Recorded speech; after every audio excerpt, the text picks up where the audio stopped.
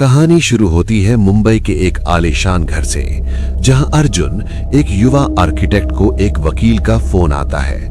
उसे पता चलता है कि उसके दादा ठाकुर गजेंद्र सिंह, जो सालों पहले गांव की हवेली में अकेले रहते थे, रहस्यमयी परिस्थितियों में मर चुके हैं। अब वो विशाल हवेली अर्जुन के नाम है।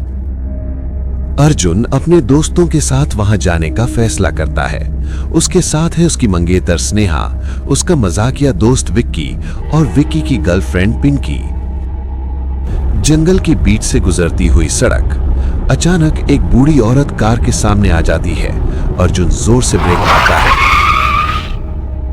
बूढ़ी औरत के हाथ में एक टूटी हुई माला है और वो पागलों की तरह हंस रही है।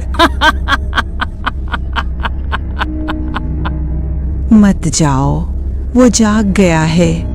जो जाएगा वो मिट्टी में मिल जाएगा। हवेली खून मांगती है, जान से हाथ धोना पड़ेगा। अरे दादी अम्मा, जमाना बदल गया है। अब हवेली खून नहीं, सिर्फ मेंटेनेंस मांगती है। साइड हटिए। वे लोग आगे बढ़ जाते हैं, लेकिन स्नेहा को पीछे मुड़कर देखने पर वो औरत कहीं दिखाई नहीं देती। रात के 10 बजे हैं। भारी बारिश और बिजली के बीच हवेली के लोहे के गेट चमचमाहट के साथ खुलते हैं। हवेली के अंदर का दृश्य रामसे ब्रदर्स की मूवी जैसा है। ऊंचे खंबे, पुराने झाड़ फानूस और धूल से सनी हुई तस्वीरें। तभी सीढ़ियों से उतरता है काका, जिसको गांव वाले हवेली के पुराने केयरटेकर के रूप में पहचानते हैं।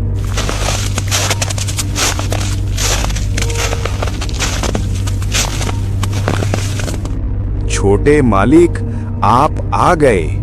ठाकुर साहब ने कहा था कि आप एक दिन जरूर आएंगे, पर याद रखिएगा, सूरज ढलने के बाद इस हवेली के नियम बदल जाते हैं।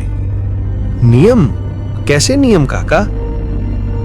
ऊपर की मंजिल का आखिरी कमरा हमेशा बंद रहेगा, और रात को अगर किसी औरत की हंसी सुनाई दे तो दरवाजा मत खोलना। इतना बोलकर काका आगे बढ़ जाता है। रात को पार्टी चलती है। विक्की और पिंकी हवेली के पिछले हिस्से में घूमने जाते हैं। विक्की पिंकी को डराने के लिए एक पुराने कुएं के पीछे छिप जाता है। अचानक उसे महसूस होता है कि उसके कंधे पर किसी ने हाथ रखा है। पिंकी, डरा मत यार, मुझे पता है तू पीछे है। लेकिन जब वो पीछे मुड़ता है तो वहां कोई नहीं होता। सिर्फ एक भयानक सड़ा हुआ हाथ उसे दिखाई देता है। विक्की चिल्लाता है, लेकिन पिंकी कहीं नहीं मिलती। पिंकी की तलाश शुरू होती है। वो उसे उसी बंद कमरे के बाहर बेहोश मिलती है। उसके गले पर किसी के दांतों के निशान हैं। उसी दौरान अर्जुन को हवेली की लाइब्रेरी में एक पुरानी डायरी मिलती है। ये डायरी उसके दादा की है। इसमें लिखा है, 1920 में हमारे परिवार ने एक तांत्रिक भैरव को जिंदा दफना दिया था, क्योंकि उसने गांव की लड़कियों की बलि देना शुरू किया था। मरते वक्त उसने कहा था कि वो ठाकुर वंश के आखिरी वारिस के शरीर में वापस आएगा। अर्जुन को समझ आता है कि उसकी छाती पर जो जनजात निशान है वो दरअसल भैरव का चिन्ह ही है। अब हवेली में घटनाएं तेज हो जाती हैं। पिंकी अचानक अजीब व्यवहार करने लगती है। वो कच्चा मांस खाती हुई पकड़ी जाती है। उसकी आवाज भारी और मर्दाना हो गई है।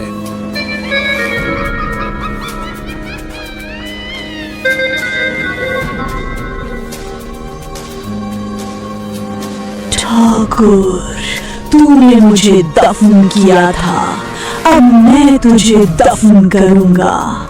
आज रात जब चांद लाल होगा, मेरी रूह तेरे जिस्म पर कब्जा कर लेगी।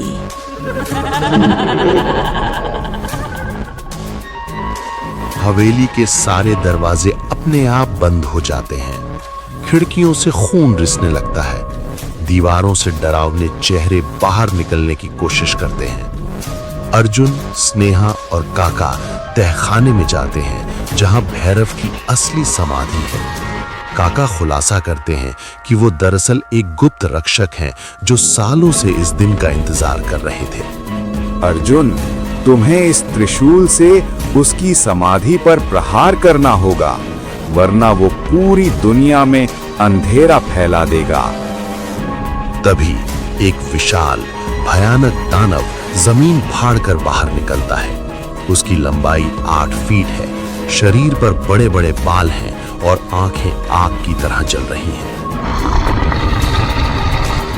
वो अर्जुन को हवा में उछाल देता है। अर्जुन, अपनी शक्ति को पहचानो, तुम ठाकुर के खून हो। अर्जुन उठ खड़ा होता है। वो उस पवित्र त्रिशूल को उठाता है।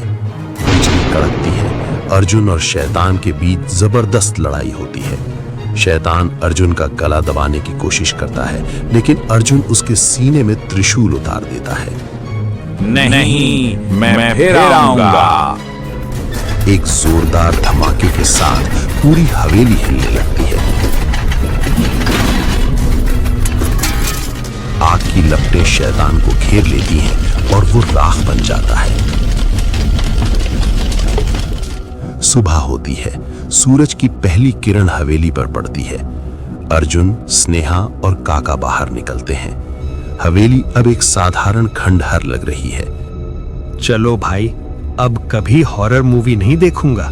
सब मुस्कुराते हैं और कार में बैठकर गांव से दूर चले जाते हैं। कार के पीछे वाले शीशे में अर्जुन का चेहरा दिखाई देता है। अचानक अर्जुन की आंखें एक सेकंड के लिए बिल्कुल वैसी ही लाल हो जाती हैं जैसी उस शैतान की थीं। वो कैमरे की ओर देखकर एक ठंडी और डरावनी मुस्कान देता है।